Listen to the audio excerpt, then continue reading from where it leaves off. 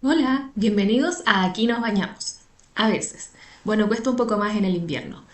Este es un lugar para poder hablar de anime sin etiquetas. Mi nombre es Vicky, acompáñame.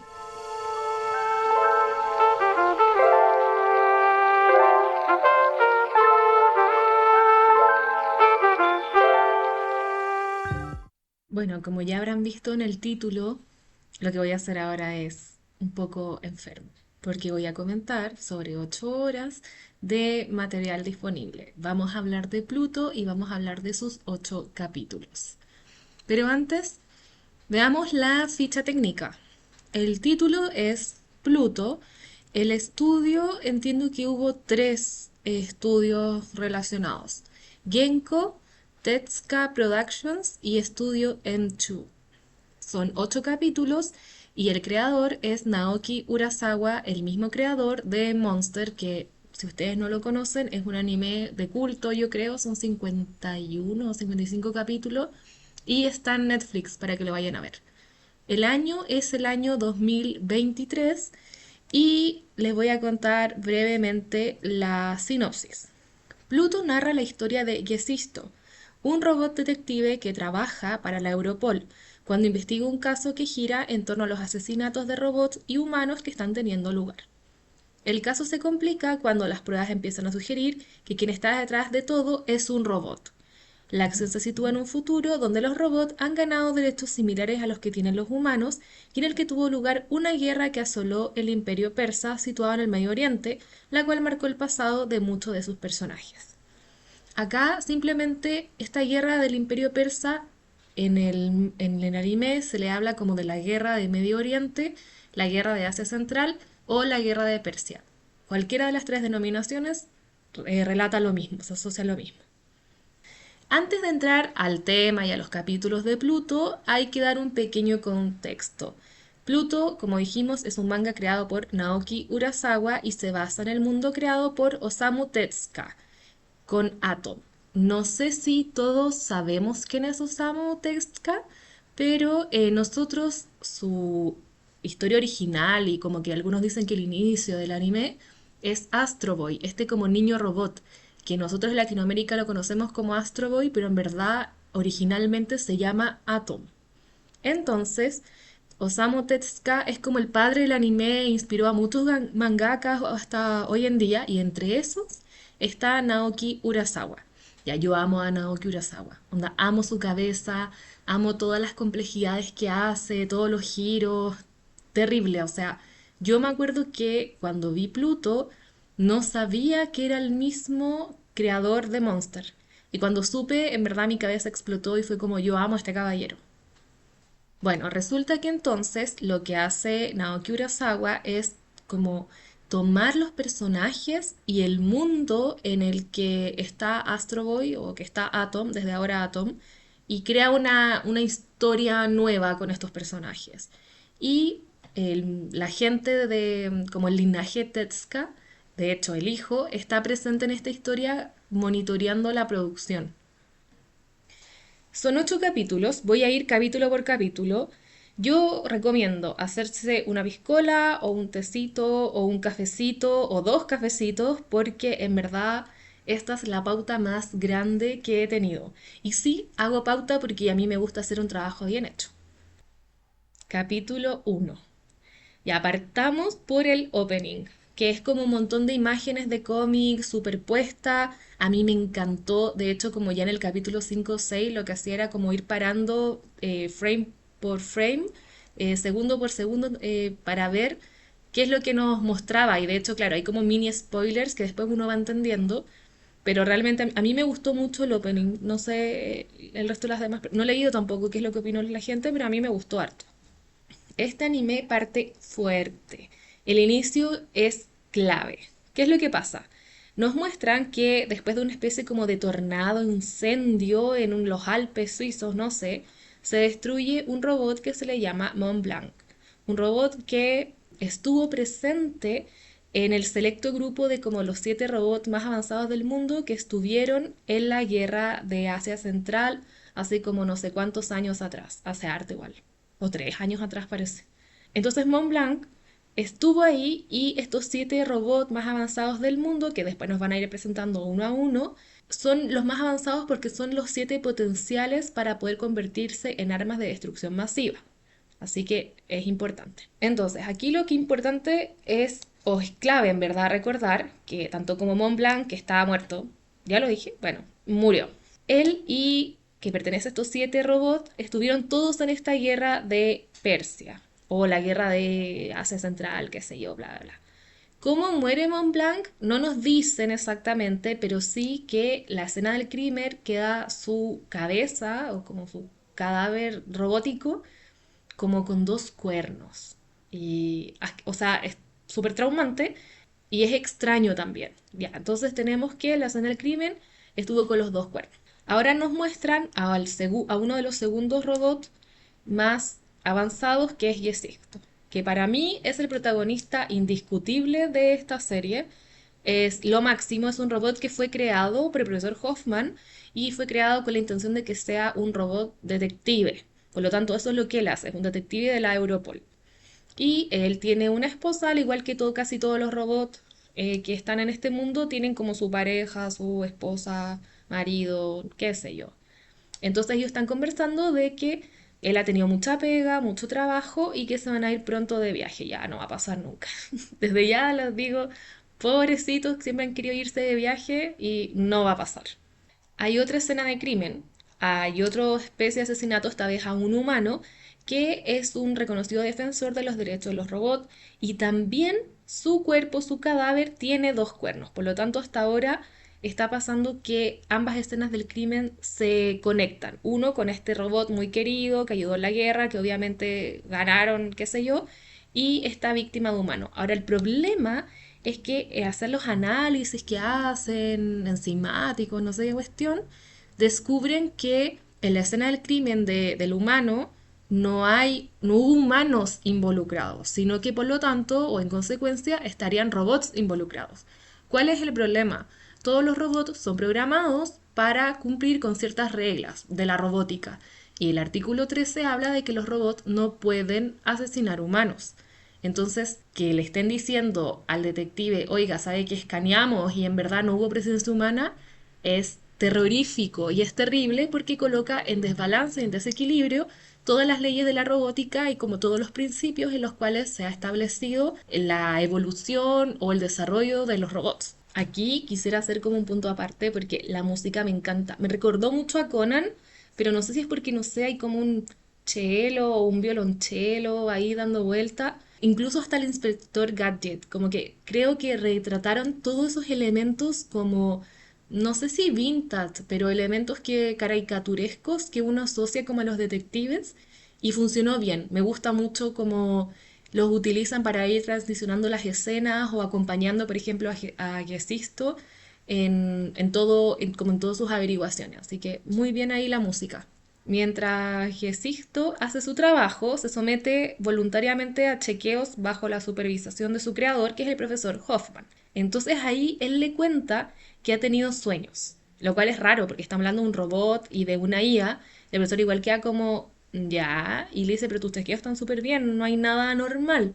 Y le dice, no, es que he tenido sueños y por eso vengo a chequearme más regularmente. Entonces como que el profesor queda un poco cachudo, pero dice como no, está todo bien. Ahora, acá empieza como el tono más detectivesco y muy al tono del silencio de los inocentes. Y existo, va a haber un criminal que está como súper custodiado, como un criminal robot, que es Brau 1589, le llamaremos Brau para abreviar. Que ustedes dirán, pero ¿cómo un robot criminal? Si no es que tienen reglas de la robótica, claro, pero es que este robot hace 8 años mató a un humano y transgredió el artículo 13. Entonces es como una IA asesina y este robot y su naturaleza es clave para todo esto. Él mismo dice como que los humanos me tienen miedo, por eso no me eliminan, porque la interesante es que los humanos analizaron su IA y no encontraron ningún error, lo cual es heavy, po. Entonces de verdad él mutó, no sé qué, es un asesino y como que no hay un error en la data, no sé, aquí la gente científica me ayudará más, no hay un problema en la Matrix, él es así, pero no debería, es muy raro. Pero bueno, Brau lo queremos, o sea, es un criminal, pero lo queremos. de esta conversación que hay un pimponeo y bueno, ustedes saben, por la lógica del silencio de los inocentes, sacan el limpio que es muy probable que quien atacó a Mont Blanc vaya a atacar también a los otros seis robots más avanzados que van quedando, porque van uno a uno muriendo. Entonces, que Sisto dice, ya voy a ir a empezar a avisarle a todos para que se cuiden, no sé qué cuestión. Esta es la parte como de la primera parte del capítulo. Y ahora vamos a pasar a una segunda parte donde se centra en el tercer robot que te muestran, que se llama Nord N2, pero le vamos a decir Nord para abreviar. Obviamente Nord también participó en la guerra de Persia, de hecho dicen que su cuerpo, él está con una capa porque su cuerpo es como absurdamente destructor, está lleno como de navajas, de armas, de misil, no tiene una estructura de cuerpo como algunos otros robots la tienen, sino que él es como un Frankenstein, un ensamblaje de armas. Este robot ya no quiere volver a pelear, no quiere ir al campo de guerra y buscó trabajo y se le asignó ser el mayordomo guardián de Duncan, que es un pianista famoso que está ciego, está senil, está un poco como combatiendo con la frustración del final de sus días, repasando su vida y hace mucho tiempo que no compone originalmente, sino que le da lata porque lo llaman solo como para usar remakes de sus canciones y lo que él está haciendo es crear una pieza musical en el piano que recuerdo rememore sus paisajes de la infancia cuando todavía no había perdido la vista y tenía a su mamá, porque él tiene un rollo con su mamá. ¿Cuál es? En un momento de debilidad, Duncan le cuenta a Nord como su vida. ¿Y por qué debilidad? Duncan tiene una mentalidad que las máquinas y como los robots no pueden crear arte porque es falso lo que están haciendo. Están imitando, ellos no tienen la posibilidad de la creatividad, de la expresión artística. Por lo tanto, todas estas como máquinas, incluso como hasta los amplificadores, qué sé yo, los detesta. Y de hecho se enoja mucho cuando en un momento Nord empieza como a tocar el piano tratando de rememorar algo que Duncan tararea mientras está durmiendo. Bueno, pero en algún momento de debilidad, este hombre, este viejito senil, le cuenta a Nord su vida, sus penas y todo. Resulta que él nació muy enfermizo y él cuenta desde su punto de vista que la mamá lo abandonó, se fue con un hombre millonario, que su salud empeoró, la del Duncan, que nadie podía salvarlo excepto un doctor japonés que le dijo, mira, te voy a salvar, pero es probable que esto te puede dejar ciego. Y mientras progresivamente fue quedando ciego, él aprovechó de estudiar música. Y lo único que supo es que años después su mamá murió sola, que nunca se pudo casar con el hombre que se fue y que él como una especie de venganza había comprado ese castillo que había pertenecido a ese hombre. Entonces, básicamente lo que él es, él está sufriendo con esas heridas de abandono para siempre. O sea, él tiene, no sé, ya 80 años y siempre quedó marcado con eso, a pesar de que te dicen que es como casi que él, no sé, el ¿cómo se llama este caballero que hizo la música Titanic? James, no sé cuánto. William, nada, filo. Filo, es caballero muy respetado. Y aún así jamás pudo llenar ese vacío de abandono. Entonces antes como él ya ve el ocaso de su vida. Bueno, no lo ve porque está ciego, pero él ya sabe que viene el ocaso de su vida. Entonces quiere volver a rememorar esos momentos bonitos a través de la música. Es muy linda la composición que hace, muy preciosa. Este es el capítulo uno nos, bueno, ojalá todos vean Pluto. Yo todo les puedo decir muchas cosas, pero no es lo mismo escucharlo a ver cómo está montada las escenas y todo. Muy lindo. Bueno, resulta que como este mundo es muy robótico, Duncan ya tiene, como él está encargado de ser mayordomo de él, tiene cargado como datos o de Duncan y de su mamá también. Entonces él va como a la aldea de origen de este caballero y se da cuenta que no es así como él, como pasó la historia, po. Sí, su mamá se fue con un viejo multimillonario, pero era para que pudieran pagar la operación que le hicieron a este médico japonés que le dijo te voy a quedar ciego. Y cuando él quedó ciego, la mamá estuvo con él siempre. Pero como el loco despotricaba contra la mamá, ella jamás le dijo, hola, soy yo. Ya, igual mal, pero filo, tenía que ser dramático. Jamás le dijo.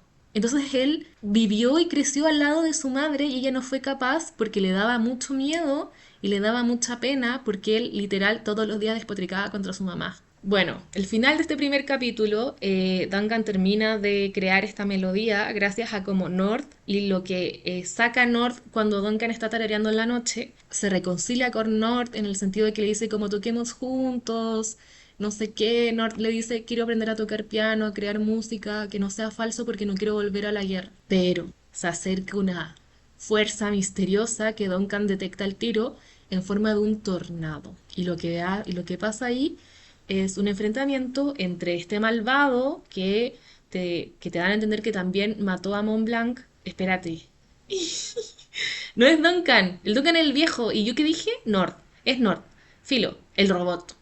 El robot siente como que viene algo y va a enfrentarlo. Que este algo es el mismo algo que mató a Mont Blanc. Y termina ese episodio con Nord muriendo, pero tarareando la canción. Y Duncan esperándolo para poder tocar juntos. No va a pasar, claramente, está muerto. Y al final de este capítulo nos encontramos con el cuarto robot, Atom. Atom empieza a conversar con Jessie. Fin del primer capítulo. Vamos al capítulo 2. Parte el capítulo 2 bien fuerte, otra escena de crimen, otro humano asesinado. Esta vez era un abogado que luchó por la igualdad entre humanos y robot y también tiene esos cuernos en el cadáver. Así parte el capítulo y la escena nos traslada a Gesisto y Atom que empiezan a conversar. Ellos ya se conocen, obviamente, pero no sé si habían interactuado tanto. Atom llegó al final de la guerra de Persia como emisario de paz, como con cuerpos militares de paz, y la gente como que lo aplaudió, lo veneró, lo vitoreaban como un héroe. Atom tiene la apariencia de un niño, entonces igual genera como una especie de ternura. Y vemos que el resto de los robots dicen como a ella le tocó la parte más fácil, pues, ¿cachai? Porque el resto tuvo que estar ahí en la primera fila. Ellos están en un diner, por así decirlo, como en una cafetería, restaurante, y comen helado, y es interesante porque Atom es mundialmente conocido como uno de los robots más perfectos, y más perfecto es porque está más parecido al humano, que incluso las personas, sin poder analizarlo, no sabrían describir, sino una especie como de escáner si es humano o es robot, porque además él ha imitado muy bien el comportamiento de los humanos. En general, todos los robots han imitado el comportamiento, donde se toman un cafecito, aprenden cómo a comer, qué sé yo, pero Atom va a otro nivel, porque él, por ejemplo, están comiendo helado y él está disfrutando el helado como lo haría un niño de 8 o 10 años, con las mismas expresiones, diciendo que está rico, que va mucho más allá de imitar, es como tratar de sentir.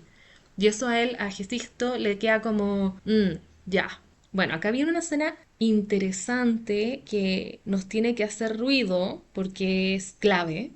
Ambos conversan de como este crimen que sucedió y Gesisto le pide ayuda a Tom y le dice, mira, te voy a compartir mi chip de memoria para que tú en algún momento me puedas decir quizás se me está escapando algo de la investigación y tú lo puedas como ver. Se lo comparte, a Tom se lo devuelve y decide ir al baño diciendo como que es algo que imita de los humanos y se va al baño a llorar por Gesisto. ¿Qué vio Atom? Que Gesisto no se acuerda.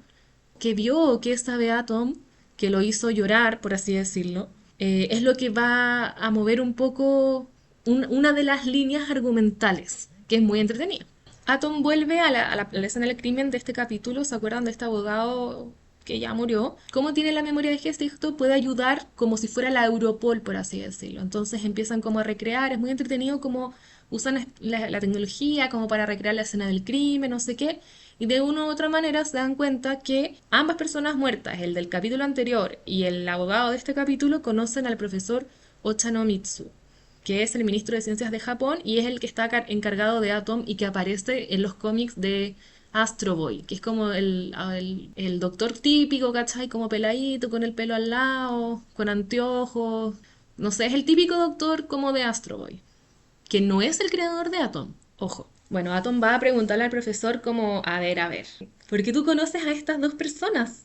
Y es obvio que te va a tocar a ti próximamente, no sé, ¿de qué están conectados? Y ahí el profesor le responde un dato muy importante y que todos tenemos que estar muy concentrados. Nos dice que se conocieron en una comisión de investigación en la guerra de Asia Central que se llamó Comisión Bora. Entonces, lo que concluyen es que al parecer todas las personas que pertenecieron a la Comisión Bora van a ir por ellas. ¿Por qué? Bueno, es que el profesor les dice que el proyecto Bora o la Comisión Bora partió porque supuestamente llegaron rumores de que Persia tenía robots de destrucción masiva. El gobierno en Persia era una dictadura bajo el dictador Darius no sé cuánto, que trataba mal a todos los robots por igual y a los humanos y violaba tratados de la ONU. Y el objetivo supuestamente de Persia era usar estos robots de arma de destrucción masiva, conquistar a los países vecinos y como dominar toda Asia Central. O sea que eran los peores de los peores. Ahora, ¿de dónde llegaron esos rumores? ¿Quién dijo esos rumores? La. Bueno, hay un país que se llama Estados Unidos de Tracia, que le vamos a decir Tracia porque yo quisiera eventualmente volver a ese país y no quisiera que revisara mis redes sociales y me dijeran usted no puede entrar. Así que lo vamos a llamar Tracia. Tracia como que convoca una especie como de cumbre en la ONU y les dice, po, en Persia están con robots de destrucción masiva y existen tratados de previsión de robots de destrucción masiva. Entonces, ¿qué vamos a hacer? Y antes de irnos a una guerra, mandaron esta comisión Bora a investigar. Y ahí es como se crea. El tema es que no encontraron robots de destrucción masiva. Lo único que averiguaron es que había un doctor genio llamado doctor Goyi, pero no sabían si era un mito o no.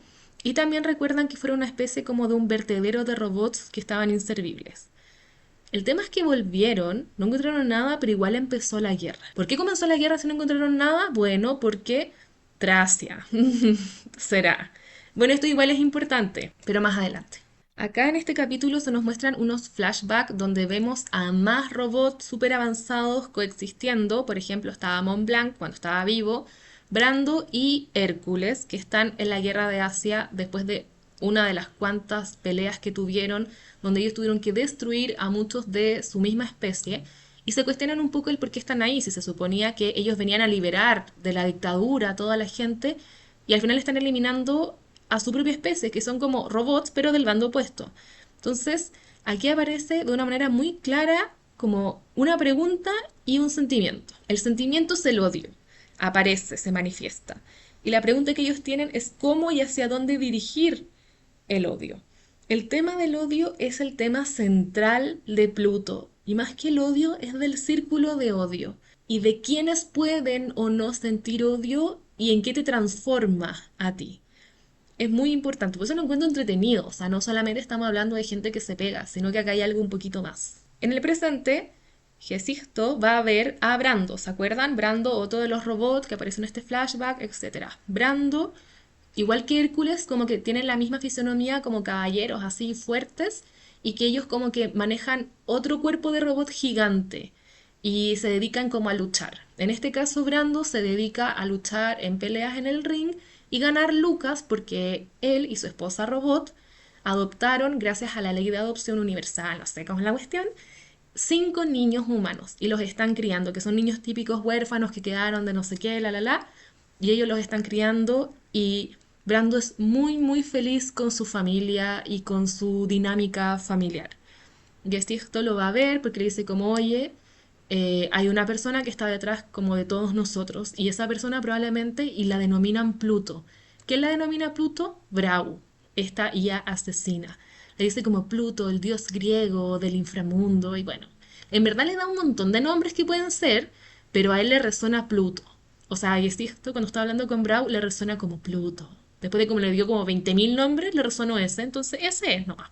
El tema es que ya se despiden, chao chao, y como a los par de días, Brando siente la presencia de Pluto. Y Brando era demasiado amigo de Mont Blanc, porque Mont Blanc representaba como era como el guardabosques de no sé qué, como muy amigo de los animalitos, del pajarito, de los niñitos y no sé qué, como tratando de reivindicarse después de todo lo que hizo en la guerra.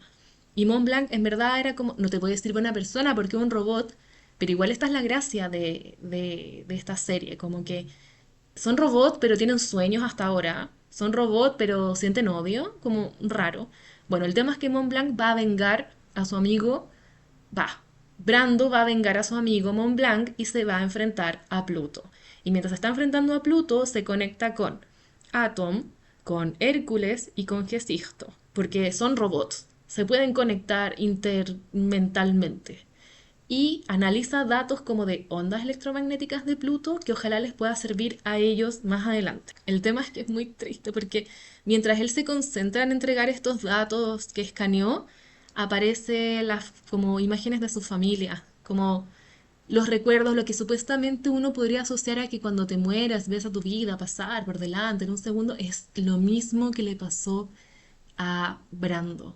Y eso es lo que todos sus amigos robot pudieron percibir.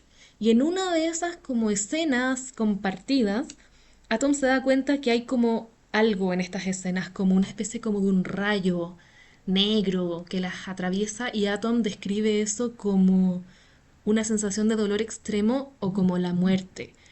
Y es súper interesante el que se pueda entender el robot, o sea, físicamente, no sé si físicamente, claro, físicamente, la muerte como, o el dolor como un rayo negro entre medio de todos los recuerdos.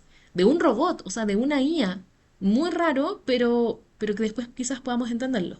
Bueno, Brando pelea con Pluto, pierde, y lo hace sobre el mar, entonces sus restos están como perdidos. Y Hércules, que era como su archienemigo, rival, friend enemy, the enemies to lovers, no sé, financia la búsqueda de los restos de Brando. Y encuentra en X cosa, como no sé, en un arrecife, los restos de Brando y sus brazos como cuernos. Heavy. Y al lado la memoria como del chip de memoria de Brando. Brígido. Yo lo encontré muy fuerte porque aquí Hércules como que se muere de dolor, ¿cachai? Como que un grito, agonía, pena, tristeza. Y estamos supuestamente hablando de un robot que no tiene sentimientos, bla, bla, bla. Lo encontré muy fuerte. Bueno, y así termina el capítulo 2. A todo esto. No sé por qué, o sea, sí sé por qué, pero no, bueno, no entiendo por qué. Aquí creen como que Brando derrotó a Pluto.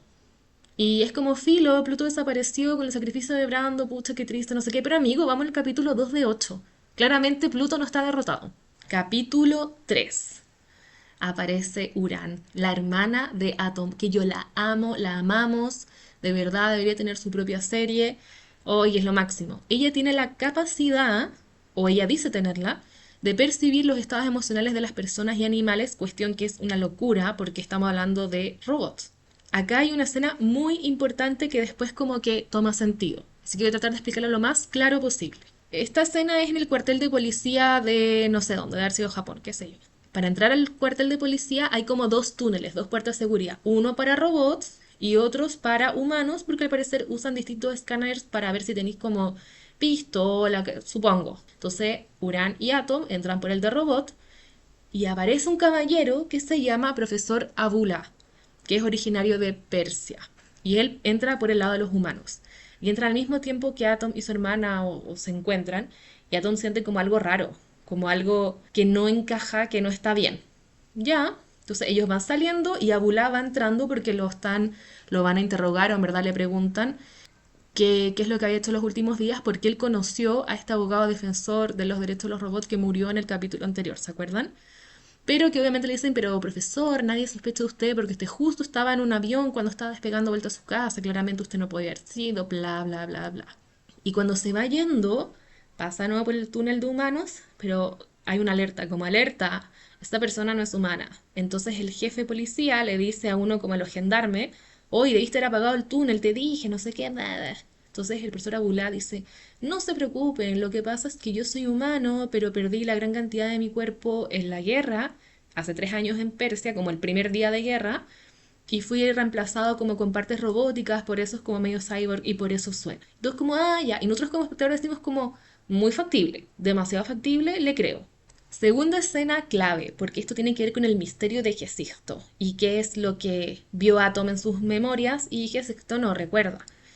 Él y su esposa están diciendo como ya, vámonos a este viajecito porque voy a estar de vacaciones, van a un servicio de agencia, se registran y quieren registrar a la esposa, a Elena. Y dicen, pero no, si ustedes ya están registrados porque hace 2 años intentaron hacer una reserva a Japón y estaba todo listo pero la cancelaron. Y ellos quedan como, pero ¿cuándo? Si nosotros desde hace 2 años vivíamos en Madrid y de ellos recuerdan como empiezan a ver en su memoria las fotos en Madrid y todo y dicen quizás son demasiadas fotos como para ser nosotros, porque ellos toman fotos para imitar el comportamiento humano, pero eran exceso y quedan como medios cachúos. Después se nos salta que está el profesor Hoffman, ¿se acuerdan? El creador de Gesisto, y él está resonando esta cuestión como qué extraño que tenga estos sueños, qué extraño todo. Piensa la posibilidad de que quizás alguien le borró recuerdos a Gesisto y le implantó unos falsos. Ahora, el problema de esto es que esto ya no se hace hace años y no se hace con IAs tan avanzadas porque pueden dejar la pata. Entonces, frente a eso, va donde su director, su jefe, y le pide explicaciones y al final el jefe como que le pseudo confirma que han invertido tanto en Gestisto que a veces han tenido que hacer lo que han tenido que hacer nomás. Y el profesor como que les dice, pero si ustedes hicieron lo que creo yo que hicieron, buen voy que la cagá. Y ellos como filo. Él es uno de los robots más desarrollados, hemos invertido demasiada plata, alemanes. Invertido demasiada plata en esto, así que chao, no va a pasar nada. Y aquí empieza un poco como lo álgido de... Uy, es que me encanta este arco, discúlpenme, pero es que me encanta este arco. Cuando yo lo vi por primera vez lo odié, pero en verdad lo amo. Vamos a conocer un personaje horrible. Se llama Adolf. ¿Y es alemán? Por supuesto que es alemán.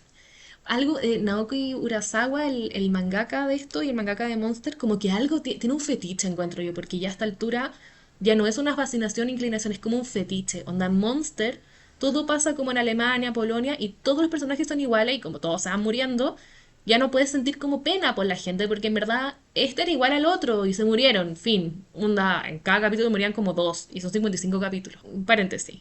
Conocemos a Adolf, que es un humano que tiene su esposa, tiene su hijo y pertenece a una secta súper importante y poderosa anti-robot. Y justo cuando lo presentan, él ese día tiene que ir a buscar el cadáver de su hermano que murió hace 3 años porque él era como un criminal y fue muerto, dado por muerto por la policía. El tema es que parece que tienen una ley que no te lo pueden entregar cadáver al tiro, tienen que pasar 3 años, no sé, no entiendo, pero es así nomás, pues. Y va. Lo que a él le llama la atención es que cuando va a buscar como el ataúd, no le dejan abrir ni reconocer el cadáver. Bajo no sé, bajo el supuesto de que no, es que está un poco demacrado, como no, no es bueno que lo vea, filo. Y él queda como raro. Así que va donde está el médico de confianza, que hacía de médico forense, al parecer como de 9 a 10 de la noche, y dijo, ya, bueno, yo reviso el cuerpo. Oh, Dios mío, lo van abriendo y se dan cuenta que el cuerpo fue pulverizado por un arma de robot súper avanzada con balas de circonio. Y al mismo tiempo nos muestran cómo Gesisto está evitando una persecución con un arma que está en su brazo derecho que también tiene balas de circonio y es igual a lo que está describiendo el médico forense. Entonces, sí, acá tenemos dos consecuencias. Uno, el hermano de Adolf fue muerto por un robot, cosa que no se puede. Y dos, ese robot es que existió y violó el artículo 13. Y no solo eso, sino que lo violó y está como libre por la vida. Y Brau también lo violó y está como atravesado por no sé, como un cuchillo, una lanza de Longinus. Bueno, eso es de Evangelion Firo, pero es como algo así. Entonces, ya en este capítulo quedamos como, ¿pero qué onda? ¿Qué? ¿Cómo? O sea, obvio que le borraron los recuerdos y no estaría traumado, pero heavy. Ya, ¿se acuerdan que Adolf es de una secta anti-robot? Bueno, entonces él le va a contar todo al jefecito y con esta información lo que quieren hacer es hundir la imagen de Gesisto y aprovechar de hundir la imagen de todos los robots que no son confiables, que no sé qué, de una manera pública y como irreversible. Entonces, acá después te explican por qué Adolf y su hermano odian a los robots, porque, ojo, su hermano era como un criminal contra robots atroz, contra niños robots. Entonces ahí nos explican un poco que cuando empezó el boom de los robots, operarios, por así decirlo, el papá quedó sin pega, como en la industria o la empresa donde estaba, lo perdieron todo. Y él un día, como tratando de robar una pelota para sus hijos, lo encuentra un robot policía, lo expone, lo lleva a la cárcel, le da depresión, alcoholismo, suicidio. Entonces ellos tienen como los robots son malos, bla, bla, bla, bla. Lo que hace el hermano de Adolf es que entonces empieza a dedicarse como a destruir a robots, a robarles, qué sé yo, porque se amparan en el artículo 13 porque los robots no le pueden hacer daño. La idea de la secta les conté era como destruir la popularidad, la imagen en verdad de los robots como en la sociedad, pero Adolf no está ni ahí, lo único que quiere es venganza y va a comprar una pistola como súper poderosa para matar a Jesisto, lo empieza a acechar, no sé qué, la cuestión. Y ese comportamiento llega a oídos del jefe de la secta que no está de acuerdo, porque él quiere que su plan, no sé, si Jesisto se muere ahora, no va a haber forma, va a quedar como un mártir. Entonces no va a haber forma de poder hundir su imagen. Así que él decide lo más sano, bueno, matemos a Adolf, Firo, que está puro hueveando. Y Adolf recibe como le ponen una bomba en el auto, pero se detona antes, después Filo él se salva. Y la policía le pone un guardaespaldas. ¿Y quién es? Es Gesisto. Muy bien. Cambio de escena. Conocemos a otro robot súper avanzado, no sé qué, que se llama Epsilon, que él se autodenomina pacifista y quien rechazó ir a la guerra porque tenía la convicción de que no había una causa justa detrás de esta guerra. Y como castigo, las como fuerzas militares que ganaron lo obligaron a hacer la limpieza post-guerra, donde recibió los bucheos de la gente, le decían cobarde, no sé qué. Yo al principio cuando te di la limpieza como que lo entendí literal, como pala y escoba. Pero no, porque él tiene como, tiene un poder de fotones, puede ser, o fotovoltánico, no, fotones, ya pongámosle energía fotónica, que creo que es eso. Y lo que tenía que hacer su limpieza era como derretir toda una ciudad de cadáveres de humanos y de robots con su energía fotovoltaica, no sé, fotónica, fotónica. Horrible, po. Eso es el concepto de limpieza, lo pasó pésimo, si ni siquiera quería estar ahí, estaba en medio de cadáveres. La cosa es que mientras estaba allí, él decidió como recoger a los niños huérfanos que encontró y ahí como que los está criando en un orfanato topísimo que tiene como en una pradera con gente incompetente, y ya sabremos por qué, para cuidar a los niños. Y bueno, vemos que él y Hércules, ¿se acuerdan? El amigo de Brando, el que pagó por la búsqueda de los restos, que también es robot avanzado, están teniendo una conversación sobre el amor y el odio, donde Hércules le pregunta a Epsilon si lo que él hace con los niños es amor, y Epsilon le dice a Hércules que él aprendió, que él, Hércules, aprendió el odio en la guerra, y que Epsilon quisiera en verdad restarse de ese ciclo de odio. Rescato esta idea porque básicamente son los dos conceptos que van a ser muy importantes como en la conclusión de Pluto en el capítulo 8, el amor y el odio. Epsilon también contacta a Gesisto y le dice que uno de los niños que acogió tiene un estrés postraumático y lo único que dice es como Bora. Ya, aquí viene una de las escenas que a mí me voló la cabeza porque no entiendo, porque aquí es donde yo no entiendo nada. Uran, la hermana de Atom, que la amamos, siente como va a la escuela, qué sé yo, y siente que alguien llora y se desvía del camino. Ve a un robot como herido o muerto y lo ayuda, y este robot tiene como amnesia, no recuerda nada de su origen, quién es, cómo se llama, lo que sea. Lo único que se da cuenta Uran es que el robot empieza a pintar un campo de flores, porque están como abajo de un túnel. Y conforme los días y las horas pasan, alrededor de él va floreciendo como de la maleza, o de como, sí, de la maleza, va floreciendo distintos tipos de flores, de rosa, y se va creando un paisaje muy hermoso. Al otro día el robot le cuenta a Uran que él fue creado para hacer florecer las flores, y ya eran como ya filo, como, ay, el robot de las flores. Pero, weón, ah, cambio de escena. El profesor Abulá, ¿se acuerdan? El del túnel. Habla con un robot X que le dice como, oye, encuéntrame, se perdió un robot, una creación mía, y necesito que lo encuentres. Y le da los datos del modelo, que es el mismo modelo que le cuenta este robot que hace florecer a Urán. Entonces es la misma persona, y Abulá le dice, se llama Pluto.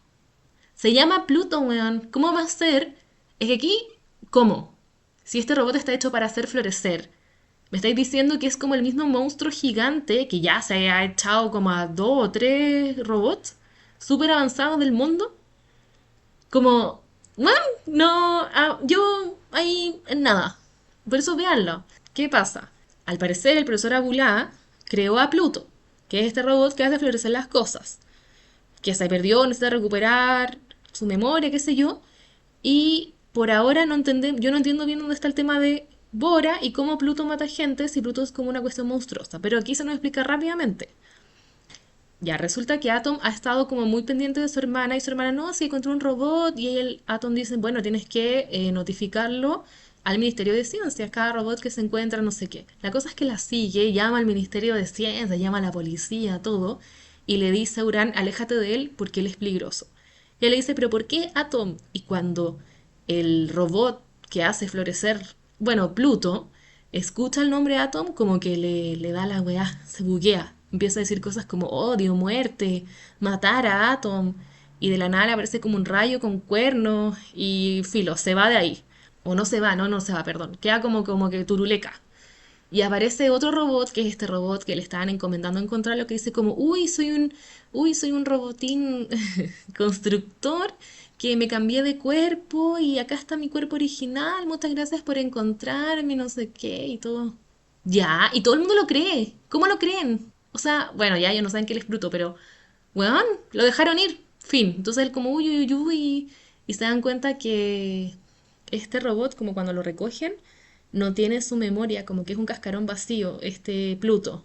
Pluto, claro, Pluto, el que hace florecer cosas, es un cascarón vacío. Y el capítulo termina con el profesor Abulá, con el cuerpo del robot Pluto, como el enorme, el monstruoso, con los cachos y toda la cuestión, en el agua, como escondido en el agua, y él diciéndole, este es tu verdadero cuerpo, no lo olvides, tu deber es matar a Atom. Entonces hay dos cuerpos, el monstruoso con los cachos y el caballero enclenque que pinta. Bueno, será capítulo 4. Vamos en la mitad, espero que esto no dure 2 horas, quizás sí.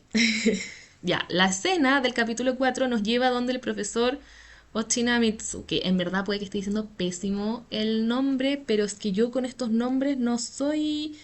no me sale, lo siento, no me sale. Ya lo busqué. Es el profesor Ochanumitsu. Y claramente mi pauta lo tengo escrito con cualquier cosa. Bueno, este profesor que está siempre con Atom, ojo, él es el creador de Uran, no de Atom, de Uran. Entonces, el profesor está en su casa, en un paseo, qué sé yo, y encuentra como un modelo de perrito robot y lo trata de salvar, se conmueve mucho y está como todo el día tratando de salvarlo y se da cuenta que no va a poder hacerlo porque los repuestos ya no están a la venta, ya no están a la venta porque el mismo Ministerio de Ciencias como que sacó circulares donde dejaba sin efecto estos repuestos porque eran demasiado antiguos. Y lo encontré muy, muy triste. Ahora, ¿por qué es importante? Porque de repente tocan la puerta y aparece como el supuesto dueño y del perrito. Y él le dice como, chuatas, se murió. Y él le dice, bueno, pero ¿te pusiste triste cuando se murió el perrito? Sí. ¿Te pusiste triste cuando se murió la gente en la guerra de Persia? ¿Qué? Como la wea random. Bueno, ¿quién es esta persona que ha tocado el timbre? Es el doctor Goyi, o sea, existe. Que según el profesor, él dice, usted, doctor Goyi, perdóneme, usted también es robot. Y el doctor Goyi supuestamente es el que creó este ejército de robots de destrucción masiva. Goyi amenaza a este profesor, le dice como, llame a Atom para que luche contra Pluto, porque Pluto está yendo en la dirección de la casa donde está su nieto. El nieto también es humano. Y frente a esa amenaza, ambos discuten sobre si es que Pluto, si es que es un robot, puede o no matar a la familia del profesor. Entonces aquí el profesor dice, no, no se puede, y Goyi le dice, mientras más se esfuercen ustedes en hacer que los robots se parezcan a los humanos, esto puede cambiar. Y aquí es importante también pensar qué hace a los humanos ser humanos y cuál es la diferencia con los robots. En principio diríamos como el sentir las emociones, pero hasta ahora hemos visto que incluso los robots más avanzados han sentido emociones, emociones de venganza, emociones de odio, emociones de duelo, emociones de felicidad, supongo. Como que esa línea se empieza como a desvanecer un poco. Ahora, lo más interesante de esta conversación es que mientras avanza, el profesor Ochanomizu, supongo, Ochanomizu, que el amigo de Atom, fin, le dice, oiga usted, doctor Goyi, por la culpa de los rumores de su creación de estos robots, en Persia empezó la guerra. Y Goyi le dice, ¿pero quién dijo eso? Y el profesor dice, bueno, Tracia lo dijo. Y Goyi le dice, bueno, ¿acaso es la verdad absoluta? Y le pregunta, ¿usted qué es cuando fueron en la comisión Bora? ¿Qué encontraron? Nada. Y Goyi le pregunta, ¿y si no encontraron nada, por qué Persia terminó en cenizas? Heavy, porque tiene razón. Bueno, lo que está haciendo el profesor Ochanomizu es ganar tiempo para que llegue la policía y también Atom. Llegan y se dan cuenta que Goyi también tiene el cuerpo vacío. También le falta el cerebro. Como que al parecer aquí a la gente es descerebrada, entonces. Como hay cuerpos descerebrados, ¿o no? Ya tenemos 3 cuerpos, algo así. Atom está en camino a salvar como a la familia del profesor. Atom va y muere. Bueno, sí, muere. O sea, muere slash coma, pero para la vida, para la gente, en verdad está muerto, si no hay forma de como traerlo de nuevo a la vida. Y al mismo tiempo que muere, y es esto como en Alemania, esto está pasando en Japón, en Alemania tiene una pesadilla, lo cual lo motiva para ir a ver al profesor Hoffman y le dice como, caballero, otra vez tuve un sueño, pero este me da mucho miedo y no quiero volver a revivirlo. Y el profesor, que ya sabe, o sea, ya comprobó que a Gestisto le borraron cosas, le metieron cosas, le trata de bajar el perfil y le dice como, no, sí, no, tranqui, todo va a salir bien. Mentira. Yesisto y Elena entonces empiezan sus vacaciones por fin, están en el aeropuerto, pero ven las noticias de que Atom murió. Y Yesisto decide abrir su papelera para ver este tema como del sueño, la pesadilla. Y concha la lora, es como el último mensaje de Atom que le dice, tú y Pluto son iguales. ¿Me has matado tú? ¿Qué? Weón, pero... ¿Y ahora cómo yo voy a entender esto? O sea, esto tiene... A ver, esto tiene algo de explicación, un poco, pero súper estirando el chicle. Encuentro que esta es un fanservice, esta escena. Porque sí, más adelante podemos entender un poco por qué se parecían, pero ¿me has matado tú? Ah, ándate. No, o sea, no me parece que fueran tus últimas palabras.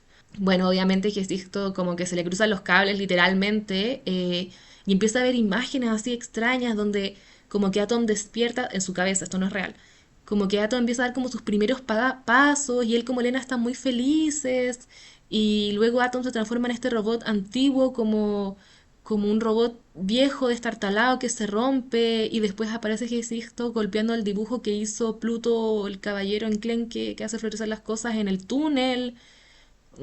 Ya, Filo se desmaya mucho, lo reinician y lo llevan a otra misión. O sea, el viaje a Japón, adiós. Las vacaciones, adiós. ¿Cuál es esta misión? Es ser escolta de Adolf, como que llegamos a esta línea temporal. En este capítulo se nos muestra que el creador de Epsilon también fue asesinado en el mismo modus operandi como con los cachos y toda la cuestión. La cosa es que solo en un giro que el guión puede hacer, y ni siquiera un giro, pero algo extraño, Adolf, ¿se acuerdan?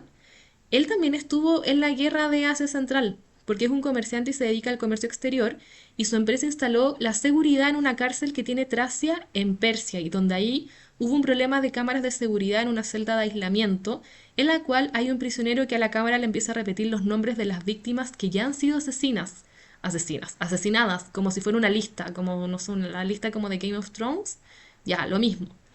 ¿Quién es este encarcelado? Es el ex dictador de Persia, que es Darius no sé cuánto. Y entre los nombres de las personas que todavía van quedando vivas está el nombre del profesor Hoffman, el creador de Gesig. Entonces, al final se nos muestra cómo Epsilon salva a Hoffman de una bomba que va a explotar como en su departamento.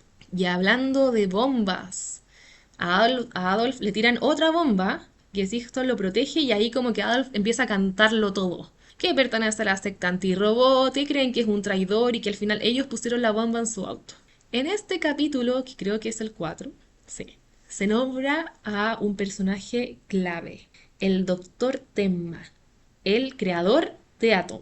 ¿Por qué? Porque el profesor Hoffman y el creador de Epsilon tuvieron un encuentro con él 3 años atrás, donde compartieron las investigaciones. Pero Hoffman dice que Tenma estaba a otro nivel. Él, Tenma, se dedicaba, o se dedica hasta el día de hoy, a los cerebros robóticos. E indicó que un cerebro perfecto era aquel que podía sentir, llorar, odiar e incluso cometer crímenes. Les advirtió como a ambos profesores o científicos que dejen de intentar que los robots sean más humanos o va a quedar la cagada. El doctor Tenma postulaba que este artículo 13 de la prohibición de matar, no sé qué, era un supresor de emociones y hacía que estos cerebros robóticos no se desarrollaran como debían. Yo creo, no sé si no sé. A ver, contexto. Astro Boy, Atom, está creado con órganos reales. No es 100% robot. Es como el niño robot, pero porque está basado en el hijo de Temna, que es Tobio. Tobio se murió en un accidente. Temma lo usó y lo hizo robot y lo revivió. No sé si sabíamos esto. O sea, yo lo sé porque en mis épocas vi Astro y después en el anime no se explica tan bien. Como que siempre queda el tema de como, oh, ¿por qué Atom tiene un corazón? O sea, y ya, pero porque usaron el cuerpo de Tobio. Entonces, de hecho, Temna dice, como cuando le dicen, hoy Atom es el robot más perfecto, él dice como, no, es un fracaso. Es un fracaso porque, bueno, no es un robot. Es como, no siquiera es como un cyborg. No lo sé, pero contexto. En otra escena, el doctor Tenma dice que el odio hace crecer a los cerebros robots y que los errores también, por lo que un robot capaz de odiar y cometer errores será el mejor robot de la Tierra, lo cual a mí directamente me hace pensar en que ya existen robots así. Uno es Brau, el que está prisionero, ¿se acuerdan? Y otro, Gesisto, que yo debe ser el más perfecto si ya se pitió a alguien.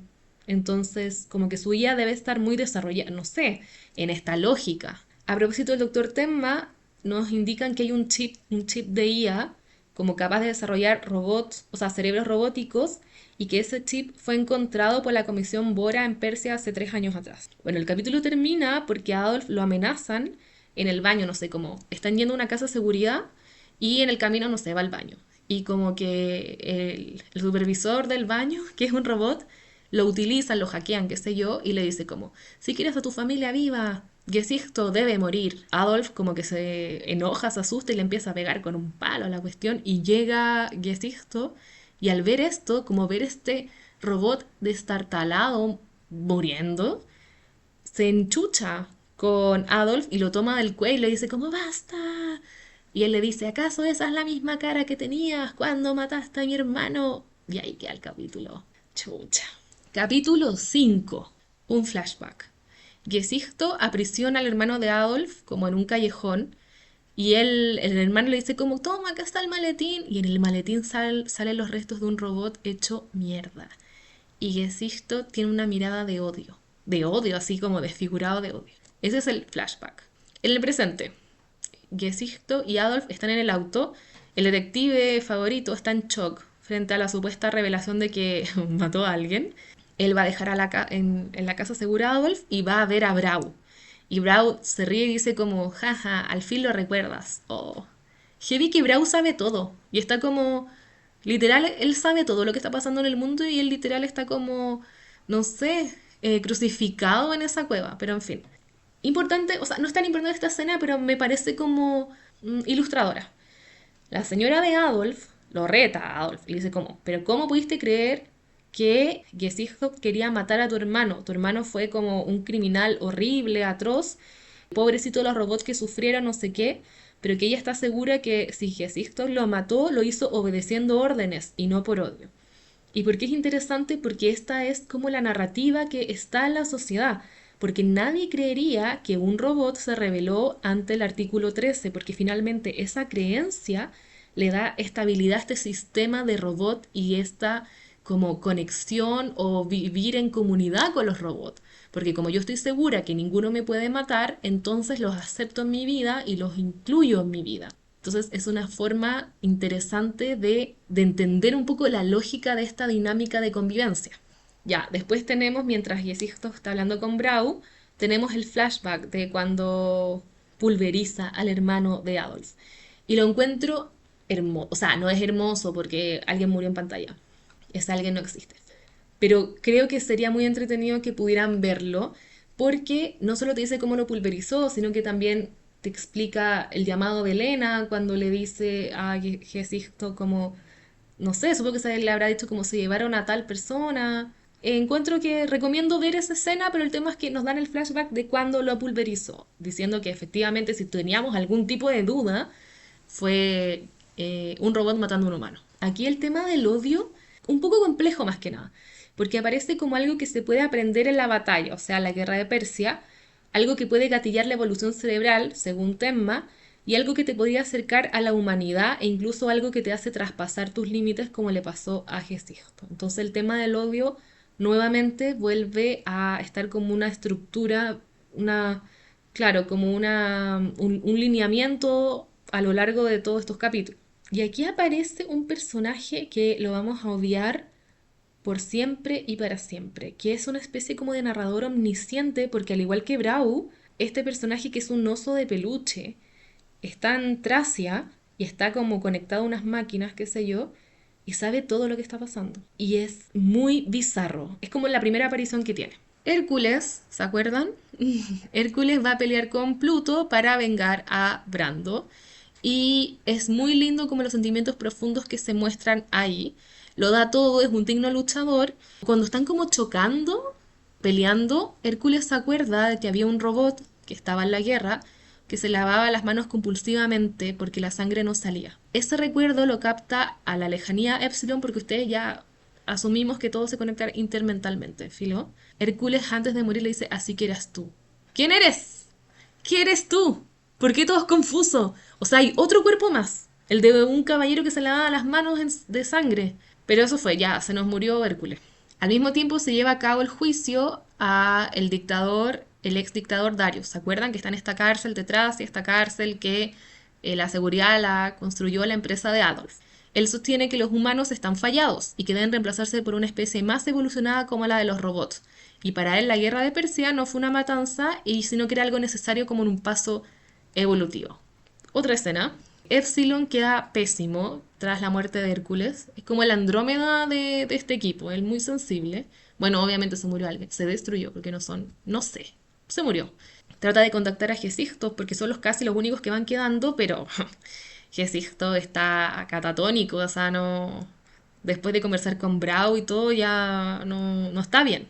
Y aquí se nos muestra por fin cómo fueron los eventos de los recuerdos eliminados de Gesisto. Hace 3 años atrás hubo una cantidad de asesinatos o secuestros a niños y a niños robot. Y vemos una escena donde 2 niños fueron asesinados y los padres están en 2 salas distintas reconociendo los cuerpos. Entonces, en la primera sala hay una pareja que son humanos reconociendo a su hijo robot asesinado y sufriendo. Y en la otra sala son 2 robots reconociendo a su hijo robot que también fue destruido. Y ambos comentan que los humanos en situaciones como estas lloran y que ellos hoy pueden entender ese sentimiento de querer llorar. Hablaban también de su deseo de construir una familia y de pasar la vida con su hijo. Algo que normalmente no es común en robot porque estamos hablando de sentimientos de llorar, sentimientos de vacío, sentimientos de sueños que no se cumplieron, de sueños y después de sueños que no se cumplieron. Estamos hablando de un duelo también. Es muy interesante esta escena. Cuando se termina, Gesisto recibe una llamada al mismo tiempo que sabe que hay un nuevo secuestro. Y lo que nos da a entender es que es el secuestro le llega de cerca a él, que es la hija de Gesisto. Entonces, finalmente, este amor que él siente como padre hacia su hija y el odio al que se le hayan arrebatado hace que Gesisto libere, como supere esta programación de no violar el artículo 13 y pulverice al hermano de Adolf, que es el criminal. Yo recomiendo igual ver un poco como cómo él entiende o sabe o descubre quién es el criminal, lo encontré bien entretenido, a mí me gustó harto. Aquí estamos en el presente ahora, estamos con Gesichtog y Adolf en la casa de seguridad y acá hay 2 escenas que me gustan mucho, que las podemos titular como empezando a romper el círculo de odio, si es que le queremos colocar un título. Pasa que los de la secta antirobot ya saben dónde está Adolf, tienen que volver a cambiarlo de casa. Entonces llega Gesichtog, se lo lleva junto a su familia y son escoltados por un detective. Entonces, de repente ven como por el espejo retrovisor que el auto del detective ya no está. Adolf empieza a rogarle a Gesichtog que proteja a su hijo y a su esposa. Que sí, que lo que hizo Gesichtog al matar a su hermano hizo que él, Adolf, buscara venganza, comprara hasta bazooka, armas super no sé qué, pero que al final eso es algo entre su hermano, Gesichtog, y él, que es ajeno a su familia. Bueno, esa es una. Y después el sicario de la secta los alcanza, los bombardea, los empieza a rematar, no sé qué. Este sicario saca el mismo modelo de arma que había comprado Adolf para matar a Gesichtog y lo apunta. Pero aquí pasan 2 cosas. El sicario apunta y dispara y Gesichtog también dispara con la mano derecha. No va a morir, si filo, si uno más, uno menos, un humano más, un humano menos que mate. Y ambos disparos como que chocan y rebotan, por así decirlo, no sé. Se anulan quizá y Gesisto recibe como con su cuerpo protege a Adolf y él queda herido. Y Adolf le agradece que lo haya protegido con su cuerpo y se pone a llorar. Y mientras como que llega la ambulancia de robots, Gesisto le pregunta a Adolf si el odio que sienten los humanos desaparece o convive con ellos para siempre. Y es una pregunta que es para Adolf, pero también es para nosotros como espectador, para nosotros ponernos como en la onda de hacia dónde va a concluir la historia. Y aquí no aparece una respuesta de Adolf, entiendo que viene después, como en el capítulo 8, pero aquí no te la muestran. Ya, uff, en este capítulo hay un montón de cosas que van pasando, ojalá no estemos perdiendo, pero vamos que se puede. Vamos a Urán. Urán está en Japón, acuérdense que Atom está muerto para todos los medios de comunicación. Vemos una escena donde como los científicos que trabajan por ahí comentan cómo ella ha cambiado su ánimo, que está melancólica y que no pueden creer que un profesor, que un robot cambie su ánimo, porque es un robot. Y ahí entra un profesor científico y les dice que no porque sean robot no van a tener sentimientos menos válidos, que se une un poco con lo que hablaba Duncan, de como el arte falso y el arte verdadero. No porque sean robots van a tener sentimientos menos válidos y acto seguido Uran siente la tristeza de alguien más, porque acuérdense que ella es como empática con los sentimientos, y empieza un recorrido ayudando a las personas o ayudando a la gente.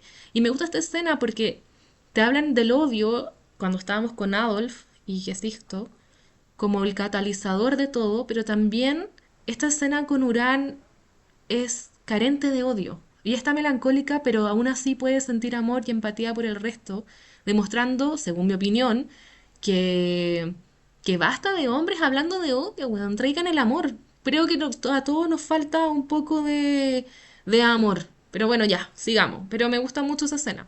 Entonces, recapitulando, ¿qué sabemos hasta ahora?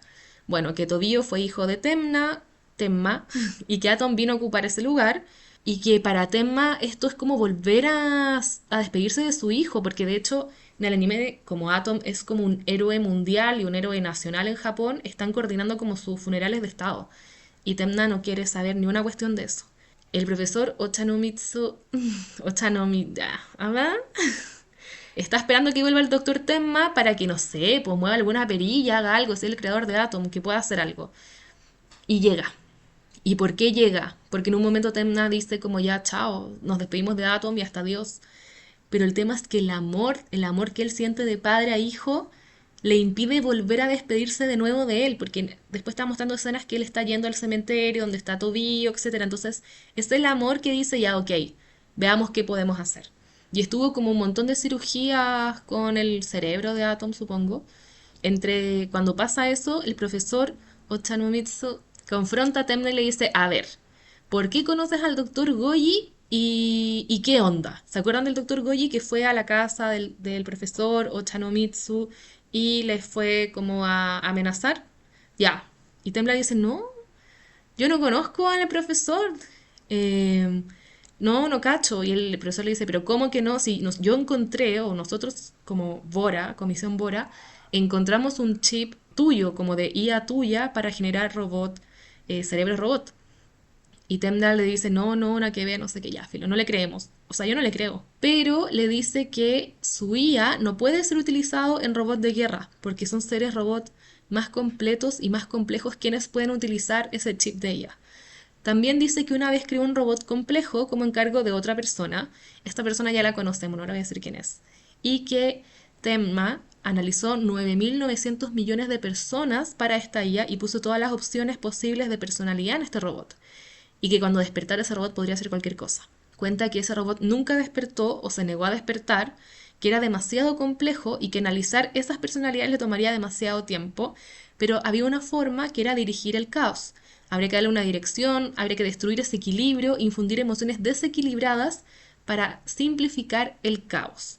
Y después nosotros como espectador asumimos que ese robot no despertó nunca. Lo importante aquí es el paralelismo que se hace con Atom, porque se va a entender que Atom está viviendo lo mismo que vivió ese como robot que creó Temma, muy complejo, porque quizás sintió algo enorme y exorbitante y está asimilando el cómo responder, está en el caos de su sentimiento y que quizás una forma de ayudarlo sería suministrarle emociones desequilibradas. Sixto va a la prisión de Tresia en Persia, donde para ver a Darius y se da cuenta que no quieren dejar ver de manera personal, sino que a través de como un sistema digital.